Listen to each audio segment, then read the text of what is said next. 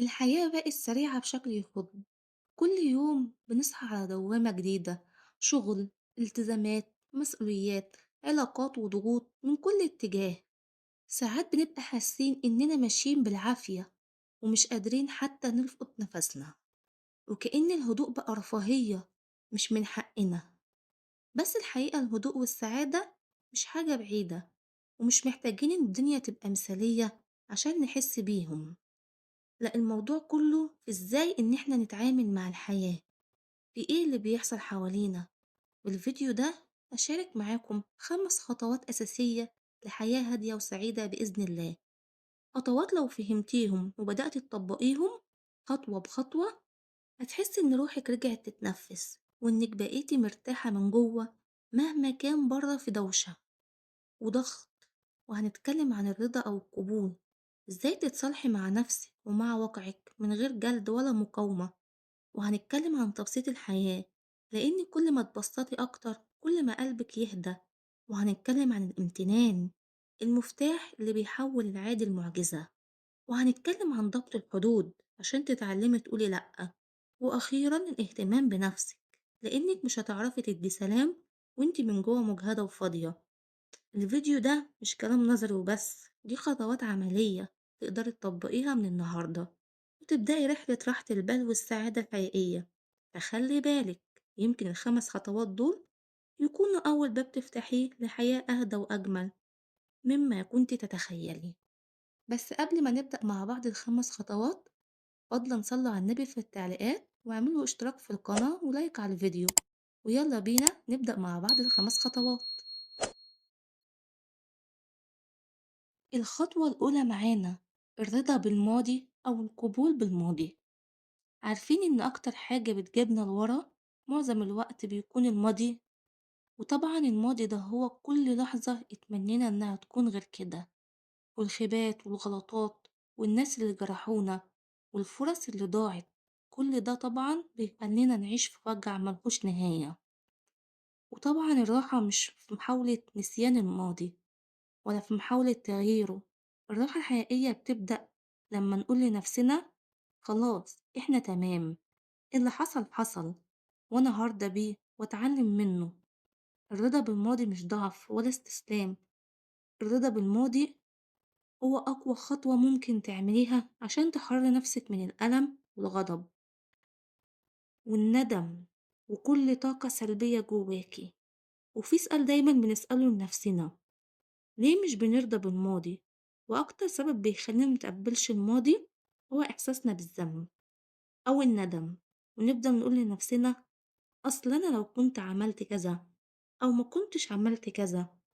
طبعا الكلام ده كله بيخلينا نعيش في دوامة. واللي لازم نفهمه إن الماضي مش عدونا، الماضي هو مدرستنا اللي اتعلمنا منها حاجات كتير جدا.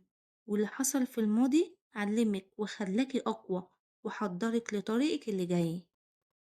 طب في ناس هتقولي ازاي اقدر اقبل الماضي؟ هقولك ازاي. اول خطوة معانا: اكتبي كل حاجة جواكي.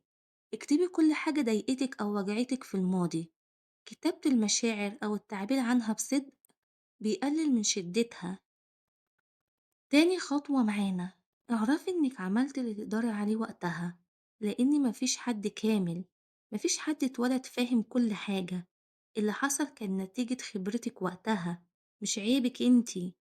تالت خطوة معانا: سامحي نفسك. أيوة، سامحي نفسك على الغلطات اللي عملتيها.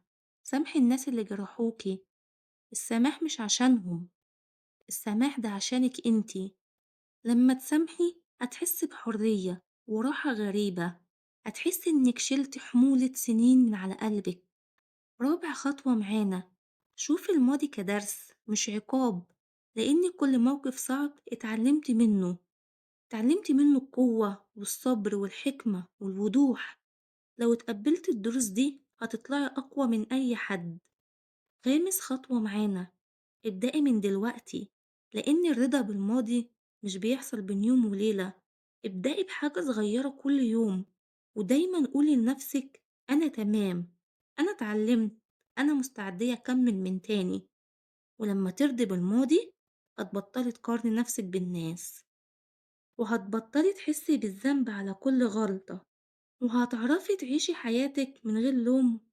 صدقيني لما ترضي بالماضي مش استسلام، الرضا بالماضي هو أول خطوة لسلامك الداخلي. لما ترضي بالماضي هتكتشفي قوتك وهتحسي بحرية ما حسيتيش بيها قبل كده.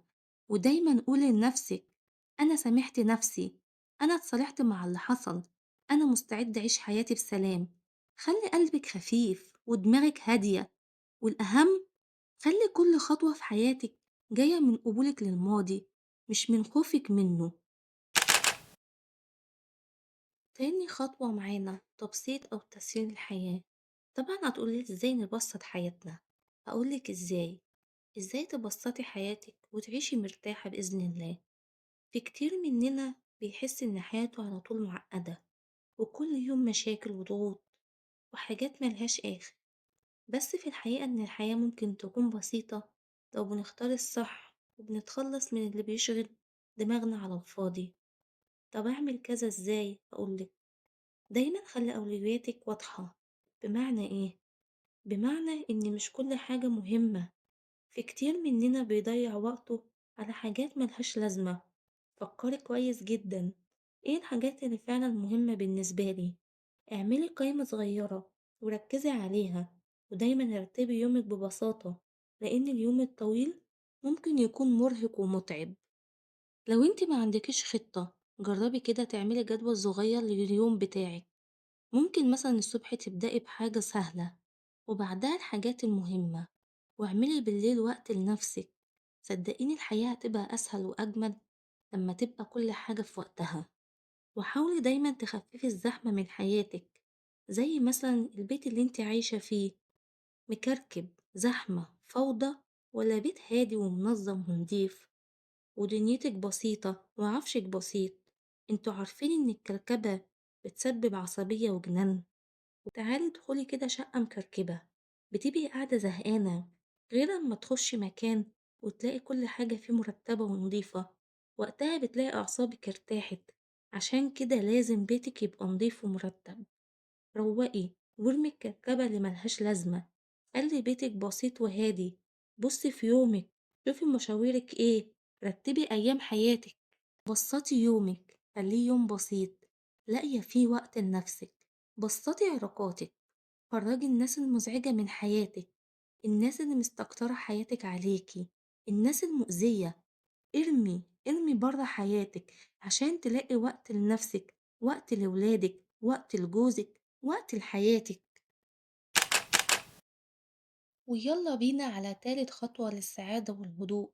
تالت خطوة وهي خطوة الامتنان. يعني ببساطة إنك تكوني شايفة النعم اللي عندك ومقدراها، حتى لو كانت صغيرة. يعني مش بس تبصي للحاجات اللي ناقصاكي، ولكن بصي للحاجات اللي عندك وافرحي بيها. لأن الامتنان مش مجرد كلمة، دي طريقة تفكير وشعور بيغير الطاقة بتاعتك كلها. لما تبقي ممتنة بتحسي بالرضا، وبتلاقي الحاجات الحلوة بتزيد من غير ما تحسي. خليني أقولك كمثال: لما تصحي من النوم وتقولي الحمد لله إني صحيت بصحة وعافية، لأن في ناس كتير مش قادرة تقوم من سريرها. ده أبسط امتنان بس قوي جدا. لما تبصي لولادك وزوجك وأهلك هتلاقيهم بيحبوكي. وقتها لازم تحمدي ربنا إن عندك ناس بتحبك وبتخاف عليكي. والناس دي برضو ممكن تكون مصدر تعب في أوقات كتير، بس برضو هما نعمة في حياتك. وشغلك حتى لو متعب قولي الحمد لله. قولي الحمد لله إن عندي شغل أقدر أصرف منه على نفسي. انتي كده بتحولي الضغط لنعمة. وفي نهاية يومك قبل ما تنامي قولي الحمد لله على اليوم كله بكل ما فيه. الامتنان مش معناه إن حياتك مثالية، لكن معناه إنك بتختاري تبصي للنور بدل الضلمة. ولما تعيشي بالإحساس ده بتلاقي ربنا بيزيدك من غير ما تحسي ومن غير ما تطلبي. رابع خطوة معانا وهي الاهتمام بالنفس. الاهتمام بالنفس إنك تكوني صاحبة نفسك وتحبيها وتدلعيها وتحافظي عليها زي ما بتحافظي على حد غالي عندك. ودي مش أنانية أبدا، بالعكس ده احترام وتقدير لروحك. وجسمك وعقلك. الاهتمام بالنفس مش بس لبس وشكل، ده كمان راحة في وقتك، راحة في نومك، وحتى طريقتك في الكلام مع نفسك. طب هتقوليلي اهتم بنفسي ازاي؟ هقولك اهتمي بجسمك. اول ما تصحي خدي دش وحطي البرفان بتاعك، والبسي حاجة حلوة انت بتحبيها حتى لو قاعدة في البيت. واهتمي بعقلك، لما تخصصي وقت كل يوم تقري حاجة مفيدة او تسمعي بودكاست مثلا تطورك، انت بكده بتغذي عقلك بدل ما تسيبيه يتعب من كتر التفكير والهموم. وما تنسيش طبعا الاهتمام براحتنا، لما تحسي انك مضغوطة ومش قادرة تكملي وتقرري ترتاحي بدل ما تكملي بالعافية، ده مش كسل، دي حكمة. وتعلمي ابعدي عن الناس اللي بتستهلكك وتتعبك، دي مش قلة ذوق خالص، ده حب ذات حقيقي. اهتمي بأكلك واهتمي بالنوم، كلي أكل صحي، اشربي مية كتير، نامي بدري. الاهتمام بالنفس بيبدأ من الحاجات الصغيرة اللي بنهملها. اتعلمي تهتمي بمشاعرك، لما تحزني ما تكتميش جواكي، عيطي، خدي وقتك في زعلك. ولما تفرحي ادي لنفسك مساحة تفرحي من قلبك، ده اسمه توازن مش ضعف. الخلاصة الاهتمام بنفسك يعني تقولي لها كل يوم أنا شايفاكي وبحبك وههتم بيكي زي ما انتي تستحقي. مش لازم تكوني مثالية، يكفي انك تكوني صادقة مع نفسك وبتديها اللي محتاجاه من حب واهتمام. خامسا وأخيرا ضبط الحدود، عشان تحمي نفسك من استنزاف الناس والطاقة تخلص من عندك. بصي يا حبيبتي، ضبط الحدود يعني إنك عارفة فين الخط اللي يقف عنده الناس في التعامل معاكي، وكمان فين الخط اللي انت نفسك ما تعدهوش عشان تحافظي على راحتك النفسية وكرامتك. ببساطة يعني انت ايه اللي بتحطي القواعد للناس تتعامل بيها معاكي. طب معنى الكلام ده ايه؟ تعالي نشوف أمثلة بسيطة مع بعض، زي مثلا لما صاحبتك تتعود تكلمك في أي وقت حتى لو انتي تعبانة أو مش فاضية، فبدل ما تسكتي وتتعبي نفسك قوليلها بلطف بصي يا حبيبتي، أنا بحب أتكلم معاكي بس في أوقات بحتاج أريح فيها نفسي، لما أخلص اللي في إيدي هكلمك. كده انتي بتحطي حد من غير ما تزعليها ولا تظلمي نفسك. ومثلا لما حد من العيلة يتدخل في خصوصيتك زيادة عن اللزوم، زي مثلا بيسألك ايه مفيش عريس كده ولا كده، ايه مفيش نونو جاي في السكة، او ليه عملتي كذا، تقدري تردي بهدوء وتقولي الحاجات دي بحب احتفظ بيها لنفسي وشكرا ليكي انك مهتمة. دي طريقة مؤدبة جدا لكن فيها وضوح وحدود. لو في الشغل لو حد من الزملاء مثلا حب يلم شغله عليكي وانتي فعلا مضغوطة، ما تضحكيش وتوافقي من باب الذوق، قولي أنا عندي شغل كتير اليومين دول ومش هقدر أخلص بتاعك كمان. دي مش قلة ذوق، دي احترام لوقتك ومجهودك حتى مع نفسك. ولما تقدري تقبلي حاجات تزعلك عشان ما تزعليش حد، لازم توقفي وتقولي لنفسك أنا أستحق أكون مرتاحة، ومش كل حاجة أقول عليها حاضر. ضبط الحدود مش قسوة، بالعكس ده حب واحترام لنفسك، وبيخلي الناس كمان تحترمك أكتر وأكتر. اللي بيحط حدود صح بيعيش أهدى وبيتعامل بالراحة من غير ما يحس إنه مضغوط طول الوقت. وفي النهاية يا جميلة، حابة أقولك حاجة مهمة جدا، السعادة مش بس هدف توصلي لها، دي طريقة تفكير. الحياة عمرها ما هتخلى من الضغوط والمشاكل، بس الفرق الحقيقي ازاي تتعاملي معاها. لما تبدأي تطبقي الخطوات الخمسة اللي اتكلمنا عنهم تلاقي نفسك بقيتي أهدى وأقوى وأقرب لنفسك من أي وقت. افتكري دايما إن راحة بالك مش في الهروب من الحياة، لكن في إنك تواجهيها بحكمة وهدوء. اعملي اللي تقدري عليه وسلمي الباقي لربنا، وخدي كل يوم خطوة وكل لحظة بشكر. صدقيني من اللحظة اللي تبدأي فيها تهتمي بسلامك الداخلي كل حاجة حواليكي هتبدأ تتغير. ما تنسيش تكتبيلي في التعليقات ايه أكتر خطوة حسيتي إنها ناقصاكي ونفسك تبدأي تطبقيها من النهاردة، لأن دي ممكن تكون أول خطوة في رحلتك لحياة هادية وسعيدة. وما تنسيش تصلي على النبي في التعليقات وتعملي لايك واشتراك في القناة. السلام عليكم ورحمة الله.